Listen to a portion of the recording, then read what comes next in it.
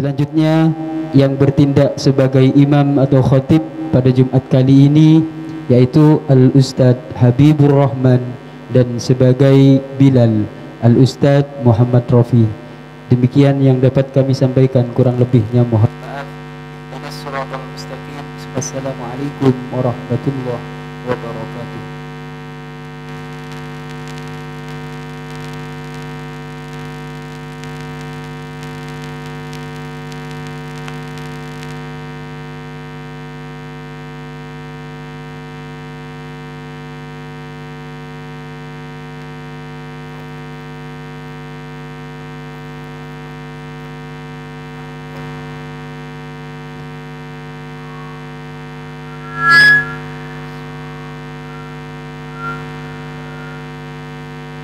معاشر المسلمين رحمكم الله.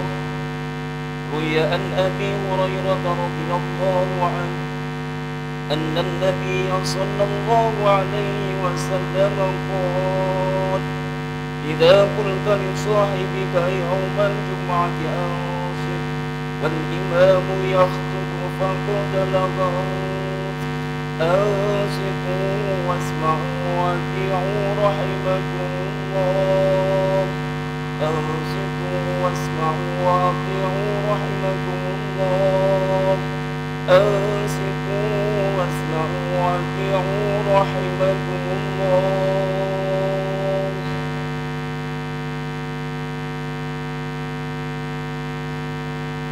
اللهم صل على محمد، اللهم صل على سيدنا محمد، اللهم صل وسلم على سيدنا محمد وعلى آل سيدنا محمد.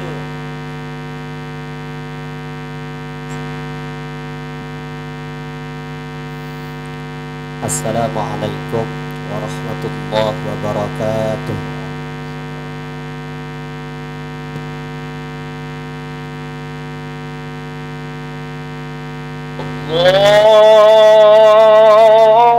Allahu Akbar, Allahu Akbar, Allahu Akbar,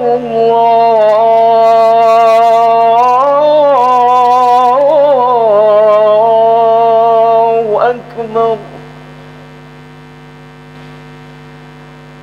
أشهد أن لا إله إلا الله،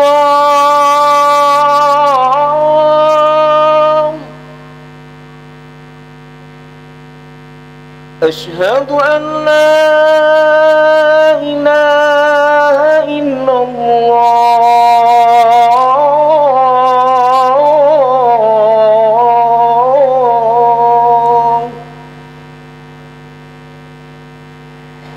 أشهد أن محمدا رسول الله،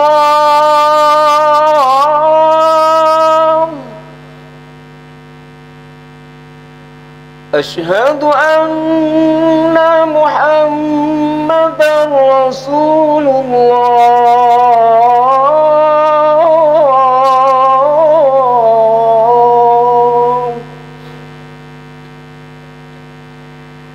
حي على الصلاة،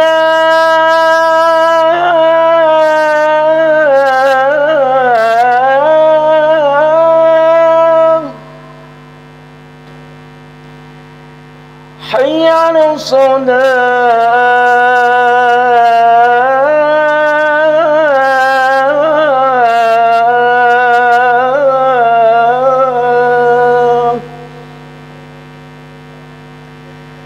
حي على الفلاح،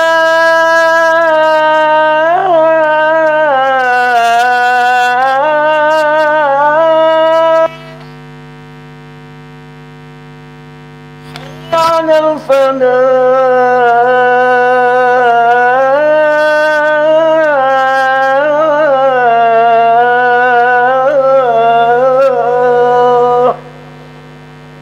الله أكبر، الله أكبر، لا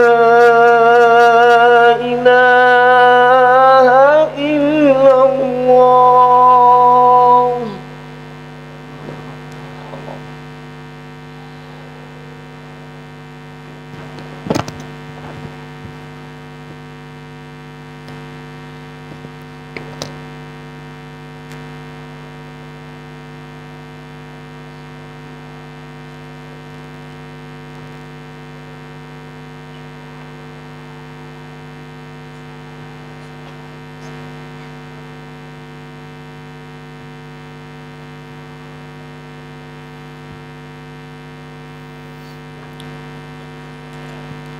Alhamdulillah, alhamdulillahilladzi anzala sakinata ala qulubil muslimina wal mu'minin wa ja'ala ad-diyaqa ala qulubil munafiqina wal kafirin. Asyhadu an la ilaha illallah al-malikul haqqul mubin wa asyhadu anna sayyidana Muhammadan abduhu wa rasuluhu as-sadiqul wa'dil amin. Allahumma salli wa sallim ala sayyidina wa maulana Muhammadin al-mab'uthi rahmatan lil alamin wa ala alihi wa ashabihi wat tabi'ina ajma'in. La hawla wa la quwwata illa billahil aliyyil azim. Faya ikhwanana ibadallah, usikum wa nafsi bitaqwallah, faqad faza man ittaqa. Qala Allah ta'ala fil Qur'an, a'udzu billahi minasy syaithanir rajim.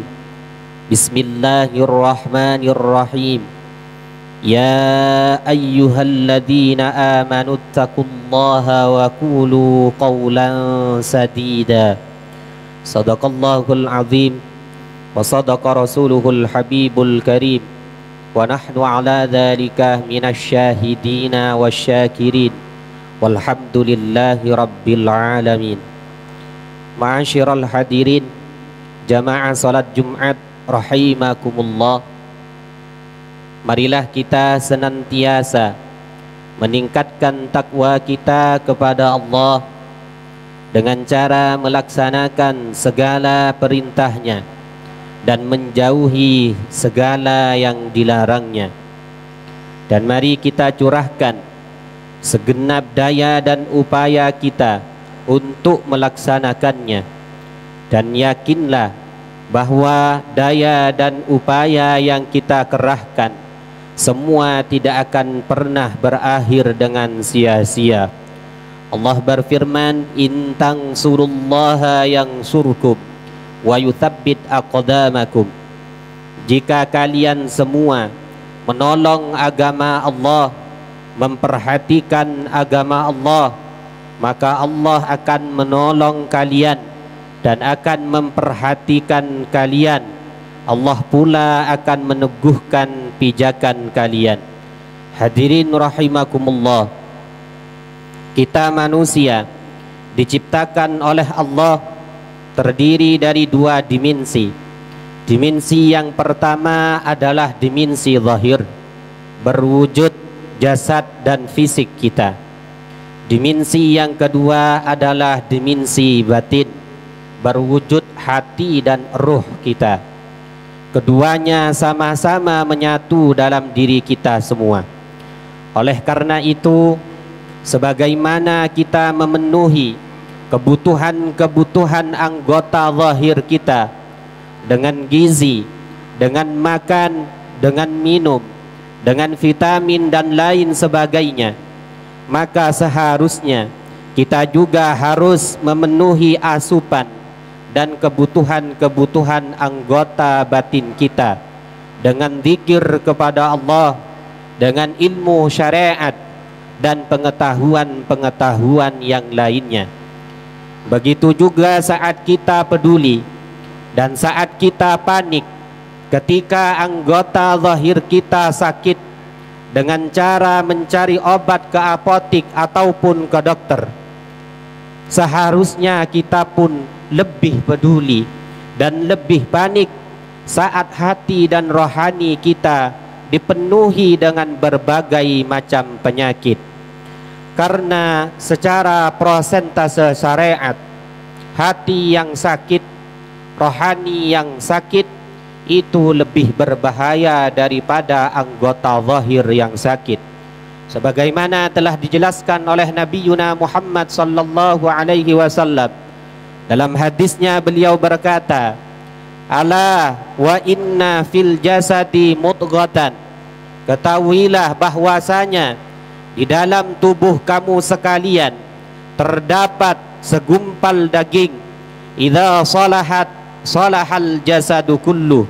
Ketika segumpal daging itu baik, maka baik pulalah semua anggota kalian. Wa idza fasadat fasadal jasadu kullu. Akan tetapi ketika segumpal daging itu jelek, maka jelek pulalah semua anggota tubuh kalian. Ala wahya al-qalbu. Segumpal daging yang menjadi penentu baik dan buruknya tingkah laku kita tak lain adalah hati kita, tak lain adalah rohani kita. Oleh karena itu, mari kita jaga hati kita, kita obati hati kita agar menjadi hati yang baik, sehingga baik pulalah tingkah laku kita dan baik pulalah anggota zahir kita. Hadirin rahimakumullah, para ulama memberikan resep kepada kita semua bagaimana caranya mengobati hati, bagaimana caranya memperbaiki hati. Beberapa di antaranya sudah sering kita dengar melalui pujian-pujian di masjid ataupun pujian-pujian di langgar, dan sering pula kita dengar melalui lagu-lagu religius, yaitu adalah sering-seringlah membaca Al-Quran dan maknanya, sering-seringlah qiyamul lail, bangun malam beribadah kepada Allah, sering-seringlah berkumpul dengan orang alim dan orang soleh, sering-seringlah berpuasa, dan sering-seringlah berzikir kepada Allah Subhanahu wa ta'ala. Akan tetapi para hadirin, dari beberapa banyak resep yang disampaikan oleh para ulama, ada satu resep yang mana resep ini adalah resep paling penting dan paling pokok di antara beberapa resep mengobati hati dan memperbaiki hati, yaitu adalah aklul halal. Harus mengkonsumsi makanan yang halal, harus mengkonsumsi minuman yang halal. Ini adalah resep paling inti untuk mengobati hati dan memperbaiki hati.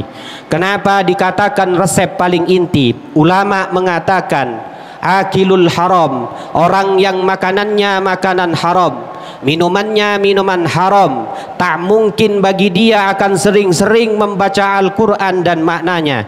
Tak mungkin bagi dia akan sering qiyamul lail, bangun malam beribadah kepada Allah. Tak mungkin bagi dia akan sering berkumpul dengan orang alim dan orang soleh. Tak mungkin pula bagi dia akan banyak zikir kepada Allah Subhanahu wa ta'ala. Yang lebih parah lagi para hadirin, akilul haram, orang yang makanannya makanan haram, hasil dari kerjaan yang haram, la yuqbalu amalun lahu, amal ibadahnya tak mungkin diterima oleh Allah, wala yurfa'u du'aun lahu, doanya tak mungkin dikabulkan oleh Allah Subhanahu wa ta'ala. Mengapa demikian? Liqaulihi ta'ala, berdasarkan firman Allah, innama yataqabbalullahu minal muttaqin, Allah hanya akan menerima amal ibadahnya orang-orang yang takwa. Allah hanya akan mengabulkan doa-doanya orang yang takwa. Wa akilul haram, sementara orang yang makanannya makanan haram, hasil dari kerjaan yang haram, wal mustarsilu bisyubhat, dan orang-orang yang makanannya dan minumannya belum jelas halal haramnya, laisa bimuttaqin, mereka bukan orang-orang yang takwa kepada Allah, sehingga amal ibadahnya tak mungkin diterima oleh Allah, doanya pun tak mungkin dikabulkan oleh Allah Subhanahu wa ta'ala. Disebutkan dalam satu riwayat, Sayyidina Abu Bakar pernah satu ketika beliau berkata kepada gulamnya, beliau berkata, ya gulam, hal indaka syai'un, wahai gulam, apakah kamu punya makanan? Sang gulam pun menjawab, na'am ya sayyidi, indi qat'atu lahmin. Ya wahai Sayyidina Abu Bakar, saya punya sepotong daging. Sayyidina Abu Bakar pun berkata, ya gulam, wahai gulam, berikan kepadaku, akan saya makan. dimakanlah oleh Sayyidina Abu Bakar. Setelah selesai, sang ghulam pun berkata, "Ya Sayyidi, wahai Sayyidina Abu Bakar, tumben anda tidak seperti biasanya. Biasanya kalau anda diberi makanan oleh seseorang, anda tidak langsung memakannya sebelum anda tanya dari mana makanan itu. Tapi sekarang anda langsung memakannya tanpa harus tanya dulu dari mana makanan tersebut." Sayyidina Abu Bakar pun berkata, "Naam, kuntu ja'ian." Iya, saya lagi kelaparan sehingga saya lupa tanya dari mana makanan tersebut. "Wa min aina hiya?" Kalau boleh tahu dari mana makanan itu. Sang ghulam pun berkata, "Saya tadi jalan-jalan bertemu dengan kaum-kaum jahiliyah yang lagi mengadakan walimatun nikah. Saya dikasih makanan tersebut dan saya kasihkan kepada engkau." Mendengar penjelasan itu para hadirin, qama Abu Bakrin, Sayyidina Abu Bakar langsung berdiri dan tak henti-hentinya beliau berusaha untuk memuntahkan makanan yang telah beliau makan hingga dari mulut beliau keluar yang namanya darah. Sang ghulam pun berkata kepada Sayyidina Abu Bakar, "Ya Sayyidi, wahai Sayyidina Abu Bakar, apa yang anda lakukan ini hingga mulut anda keluar yang namanya darah?" Sayyidina Abu Bakar pun berkata, "Ya ghulam, wahai ghulam, andai kata makanan yang saya makan tadi tidak bisa keluar dari dalam tubuhku, tidak bisa keluar dari dalam perutku, kecuali dengan aku harus mencabut nyawaku, akan saya lakukan itu. Sami'tu Rasulullah sallallahu alaihi wasallam, karena saya pernah mendengar Nabiuna Muhammad sallallahu alaihi wasallam berkata, kullu lahmin, setiap daging, nasya'a min suhtin, yang tumbuh dari sesuatu makanan yang jelek, makanan yang haram, minuman yang haram, fannaru aula bihi, neraka lebih pantas untuk dia tempati. Oleh karena itu Sayyidina Abu Bakar pun berusaha sekuat tenaga untuk mengeluarkan makanan yang telah beliau makan, karena beliau khawatir makanan itu akan menjadi penyebab beliau akan masuk ke dalam nerakanya Allah Subhanahu wa taala. Wal iyadu billah. Mudah-mudahan Allah menjaga kita semua untuk mengkonsumsi makanan yang haram, minuman yang haram, dan mudah-mudahan Allah menjadikan hati kita semua hati yang bersih, hati yang baik, sehingga baik pula lah tingkah laku kita dan baik pula lah anggota zahir kita. A'udzu billahi minasyaitonir rajim. Bismillahirrahmanirrahim. Wal 'asri innal insana lafi khusrin illalladzina amanu wa 'amilus salihati wa tawasaw bil haqqi wa tawasaw bis sabr. Barakallahu li wa lakum fil Qur'anil 'azim wa nafa'ni wa iyyakum bima fihi minal ayati wadh-dhikril hakim wa taqabbala minni wa minkum innahu huwas samiul 'alim. Aqulu qawli hadza wastaghfirullahal 'azim li wa lakum fastaghfiruhu innahu huwal ghafurur rahim.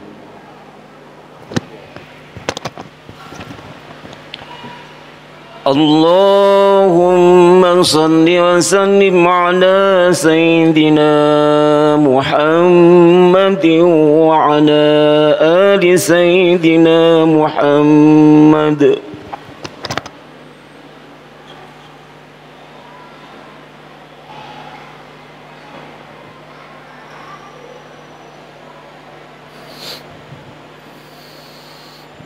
Alhamdulillah, alhamdulillahi hamdan kama amar. Asyhadu an la ilaha illallah wahdahu la syarika lahu irghaman liman jahada bihi wa kafar. Wa asyhadu anna sayyidana Muhammadan abduhu wa rasuluhu sayyidul insi wal bashar. Allahumma salli wa sallim ala sayyidina Muhammad wa ala alihi wa sahbihi mattasalat aynun binadhari wa udhunun bi khabar. Amma ba'du, faya ayyuhan nas ittaqullah ittaqullaha ta'ala wa dharul fawahisha ma dhahara minha wa ma batan wa'lamu anna allaha amarakum bi amrin bada'a fihi bi nafsi wa thanna bi malaikati qudsi faqala ta'ala wa lam yazal qailan alima inna allaha wa malaikatahu yusalluna 'alan nabi ya ayyuhalladzina amanu sallu 'alaihi wa sallimu taslima Allahumma salli wa sallim ala sayyidina Muhammad wa ala ali sayyidina Muhammad Allahumma wardu 'anil khulafa'ir rasyidin alladzina qadaw bil haqqi wa kanu bihi ya'dilun Abi Bakr wa Umar wa Uthman wa Ali wa 'anis sittatil mutammimin lil asharatil kiram wa 'an sa'iri ashabi nabiyyika ajma'in وعن التابعين وتابع التابعين ومن تبعهم بإحسان إلى يوم الدين اللهم لا تجعل لأحد منهم في عنقنا ظلامة ونجنا بحبهم من أهوال يوم القيامة اللهم أعز الإسلام والمسلمين وأهلك الكفرة والمشركين وأعلي كلمتك إلى يوم الدين اللهم اغفر للمسلمين والمسلمات والمؤمنين والمؤمنات الأحياء منهم والأموات برحمتك يا واهب العطيات اللهم ادفع عنا البلاء والوباء والربا والزنا والزلازل والمحن وسوء الفتن ما ظهر منها وما بطن عن بلدنا هذا خاصة وعن سائر بلاد المسلمين عامة يا رب العالمين ربنا آتنا في الدنيا حسنة وفي الآخرة حسنة وقنا عذاب النار عباد الله إن الله يأمركم بالعدل والإحسان وإيتاء ذي القربى وينهى عن الفحشاء والمنكر والبغي يعظكم لعلكم تذكرون فاذكروا الله العظيم يذكركم واشكروه على نعمه يزدكم واسألوه من فضله يؤتكم ولذكر الله أعز وأجل وأكبر